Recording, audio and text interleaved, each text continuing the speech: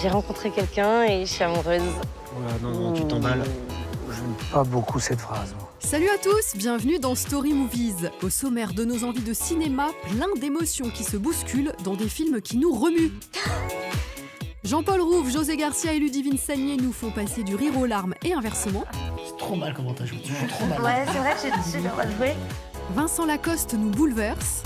Tout le film, le rôle me faisait assez peur parce qu'en effet c'est quelque chose que j'avais moins fait, où j'avais fait plus des comédies avant, donc je faisais pas le Figaro avant le tournage, quoi. Et on est touché par Yomédine, un road movie humaniste égyptien.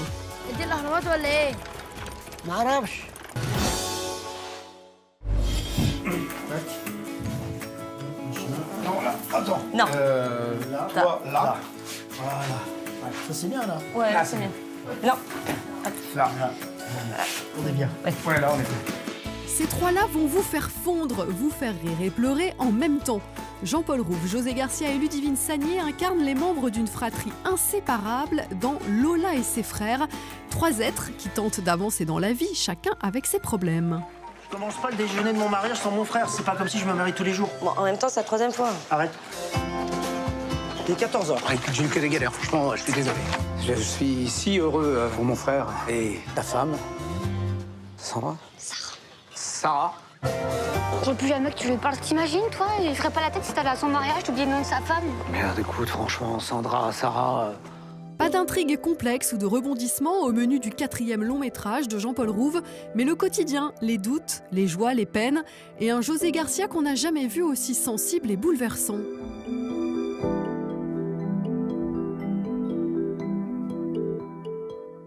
Vous m'avez fait pleurer, vous savez ça? C'est pas vrai. Oui, vous Ah, m'avez mince, ému. j'espère qu'on t'a fait rire aussi. Oui, mais vous m'avez beaucoup ému et le cinéma est fait pour ça, mais ça marche pas à tous les coups. Et en fait, c'est ça dont j'ai envie qu'on parle, c'est comment on fait naître l'émotion à l'écriture, dans la mise en scène, dans le jeu, parce que ça passe par des choses tellement subtiles. Bon, déjà, on essaie d'être réaliste quand on écrit avec David Fonkinos. Donc, que ce soit vrai ce qu'on écrit. Il faut que ça ressemble à la vie. Si ça ressemble pas à la vie, on peut pas être touché.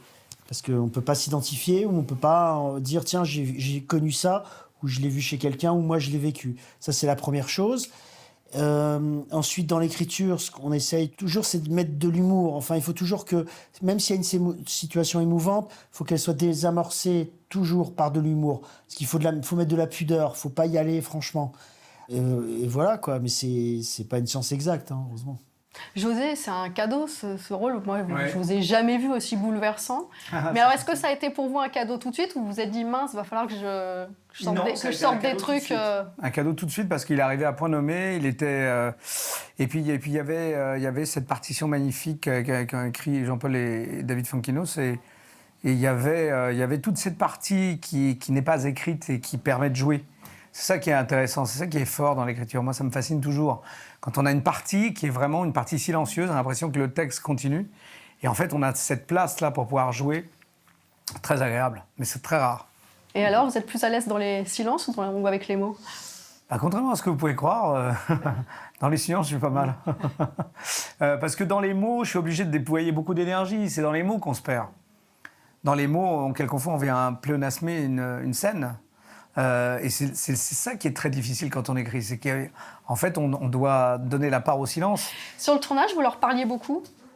Ou vous les laissiez aller chercher leurs émotions tranquillement? Non, tu le laisses faire. Déjà, ce que j'aime bien, c'est pas... on répète pas, j'aime pas ça. Donc on arrive sur le plateau, allez viens, on y va, on essaye. Moi, j'aime bien désacraliser les choses et se dire, on y va, quoi, on se trompe, c'est pas grave, hein, de toute façon, on recommence, on s'en fout. Quand t'as des comédiens qui jouent, il faut que dans un petit coin de leur tête, ils se disent, il y a le metteur en scène, il est avec moi. Et il m'aime. Et voilà. Et quand tu sens ça, bah t'y vas, quoi. Et ça, c'est quelque chose qui nous montrait toute la journée. C'est-à-dire qu'il nous a pas lâché une seconde, Jean-Paul. Moi, c'est la première fois que je travaillais avec un acteur metteur en scène. Je crois bien. Et j'étais surprise de voir à quel point il me connaissait. Il me donnait exactement ce dont j'avais besoin, ni plus ni moins. C'est vrai qu'il vous faisait des câlins? Ouais. Il me faisait des câlins en guise de direction. Oui. Voilà. Et puis que ça n'avait aucun intérêt qu'il vienne me dire « Ludivine, j'ai beaucoup aimé comment tu as fait cette scène, ça m'a troublée, Je suis nanana. pas mal comme ça. Hein. C'est trop mal comment t'as joué. Tu joues trop mal. Ouais, c'est vrai que j'ai super mal joué. Mais il préférait venir me faire un petit bisou, un petit câlin, et ça suffisait. Lala m'a dit que vous vous êtes rencontrés au boulot. Ouais. Enfin, façon de parler, parce que moi, je divorçais et Lola, c'était mon avocate.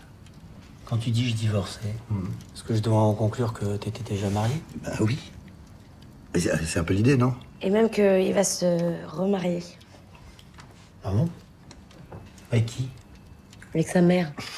Et souvent, on a tendance à penser que l'acteur, quand il pleure ou quand il plonge dans une émotion, c'est qu'il convoque une partie très personnelle, très intime de sa vie. Or, moi, je trouve qu'avec l'expérience, plus on est proche du personnage, plus on est dans le personnage, plus on est loin de soi, et plus l'émotion qui arrive, elle est juste. Si on fait confiance au personnage, et évidemment, quand il est bien écrit, ça va tout seul. Alors, on parlait d'émotions au cinéma. Juste pour finir, c'est quoi la dernière grande émotion que vous ayez ressentie dans la vie? Non, ce qu'on a vécu... Enfin, ouais, mais c'est lié au boulot, mais bon. Ce qu'on a vécu, c'était à La Rochelle, je crois. Ah oui. C'était dingue, ce qu'on a vécu à La Rochelle. La dame qui a commencé le truc, ça... En fait, les gens étaient d'une... Ouais, c'est vraiment palpable. Ouais. Les gens qui se sont mis debout pour... Qui étaient émus par le film. Enfin, c'était super, quoi. Ils avaient tous envie de nous parler de leur famille. Ils en parlaient avec des larmes dans la voix. On avait envie de pleurer et de se serrer dans les bras les uns les autres. C'était très rare comme émotion. Ouais, alors que tu te dis, waouh. Le fait d'avoir une émotion palpable, vous savez, quand vous entrez dans une salle et qu'en fait, vous sentez dans l'atmosphère quelque chose qui est comme une brume. Je ne sais pas comment on peut le... On sent toute cette énergie de gens qui sont émus. Et là, à ce moment-là, là, vous dites que... C'est trop bon. Ouais. On fait ça pour ça. Ouais, on fait ça pour ça. Merci beaucoup à tous les trois. Je peux vous faire un câlin parce que moi, ce film me donne envie de faire des câlins. Non, moi, je suis seule personne. Voilà. On va faire un petit... Allez, on se prend tout.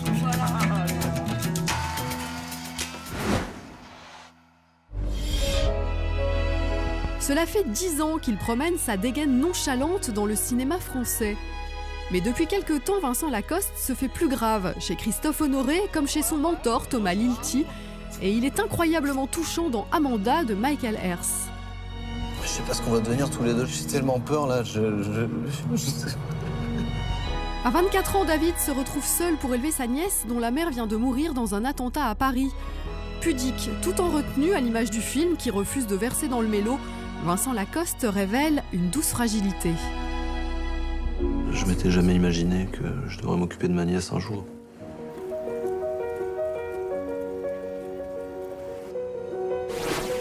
Vincent, à quoi on doit cette magnifique moustache qui vous sied particulièrement? Merci.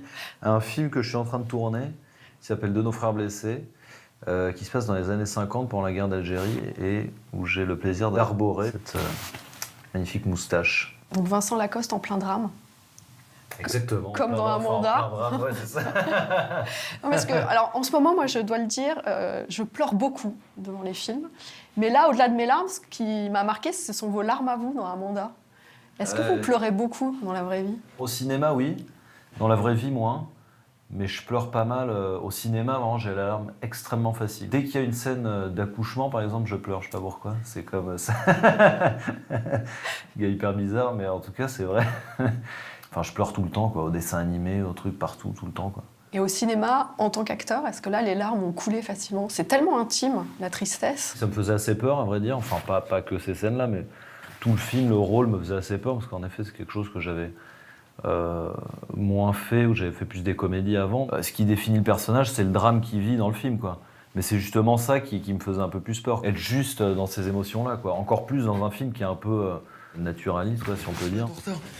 Je t'achèterai un croissant, on n'a plus le temps de déjeuner. En fait, les situations qu'il décrivait étaient vraiment d'une justesse assez folle. Il y a des idées dans le scénario qui sont vraiment belles. Il y a la scène où Amanda remarque que j'ai jeté la brosse à dents de sa mère qui est décédée.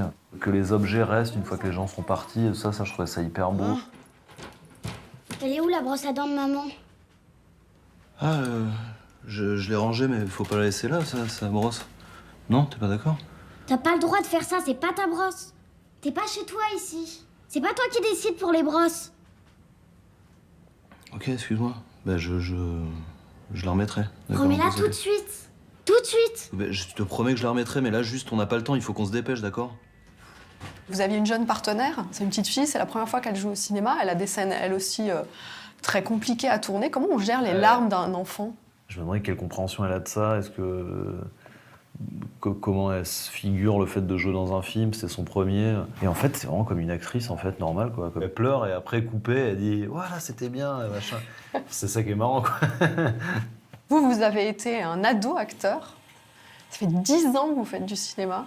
Ouais. C'est quand vous avez commencé à entre guillemets à prendre ça au sérieux? Je tournais pendant mon bac, je faisais Astérix. Ça a duré jusqu'à mi-octobre par là et ensuite j'ai continué à faire des films, du théâtre. Et en fait, c'est là où ma vie a vraiment changé, où elle est devenue telle qu'elle est aujourd'hui, quoi. Où je me suis rendu compte que, voilà, que moi je faisais pas d'études, que mes amis, eux, ils allaient faire des études, que voilà, que c'était une autre vie. Que c'était une autre vie, quoi. Moi, j'adore ce que je fais, donc ça, c'est sûr que c'est génial. Après, le problème, moi, quand je regarde les films avec lesquels je joue, je me dis, ouais, la vache, j'ai toujours la même tête, je fais toujours pareil, je joue rien. Enfin, en fait, je suis déçu en fait parce que je pensais avoir fait un truc qui était pas mal. En fait, quand je regarde, je me rends compte que c'est pas du tout ce qui rend à l'image, quoi. Donc, c'est un peu la frustration ultime. Vous continuez à regarder toujours autant de films? Parce que je sais que vous êtes super cinéphile. Bien sûr. Mais vous seriez surpris du nombre d'acteurs qui me disent qu'ils n'ont pas le temps de regarder des films. Ouais, je sais, mais moi je vois pas le sens de ce métier si on s'intéresse pas au film, quoi. C'est-à-dire que vraiment, moi si je m'intéressais pas au film.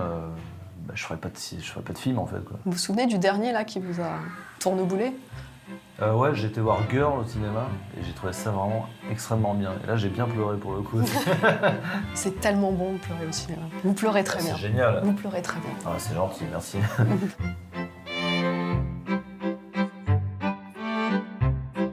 Merci à vous, bonne journée. Au revoir.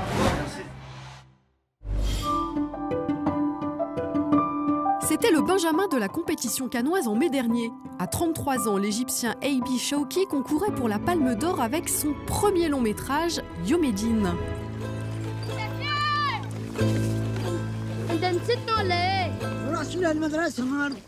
Alors que le film est enfin en salle, retour sur ce road movie burlesque et poignant à la fois, l'histoire d'un ancien lépreux et d'un jeune orphelin prénommé Obama, partis tous deux en quête de leurs racines.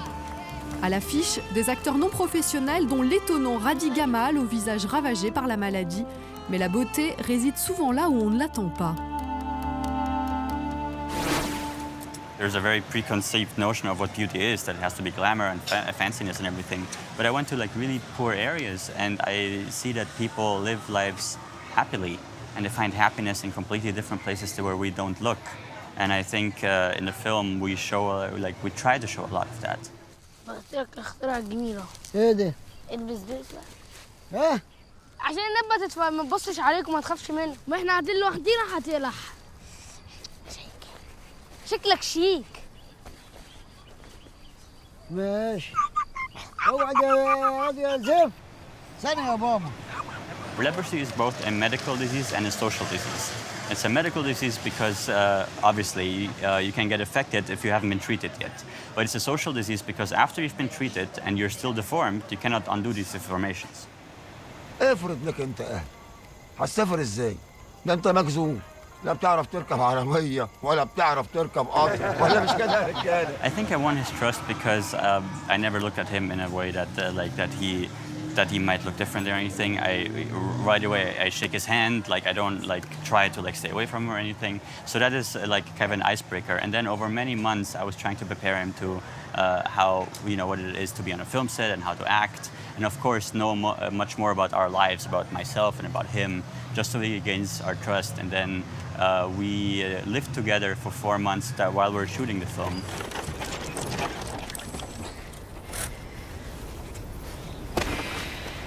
In the beginning, I was thinking, oh, maybe I should just very slowly show his hands and very slowly show his face and all that. And it's like, no, let's shock the audiences. And they're not gonna be repulsed by him because they see how good of a person he is.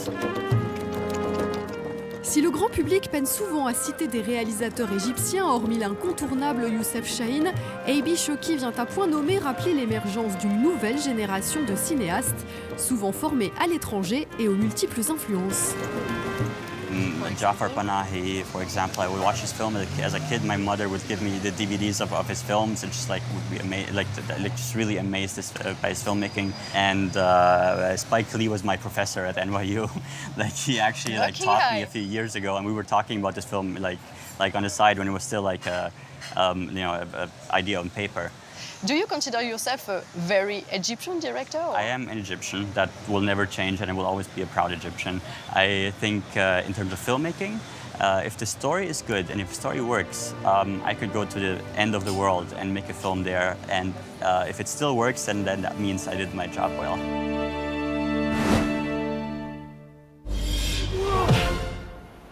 Ah, bah oui, c'est fini là. Oh non, moi je pense que je devais être sur la fin. La semaine prochaine, on fait la part belle au réalisateur d'Alexandre Astier à Steve McQueen. The best thing we have going for us is being who we are. Why? Because no one thinks we have the balls to pull this off.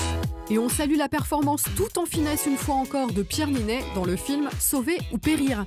Salut!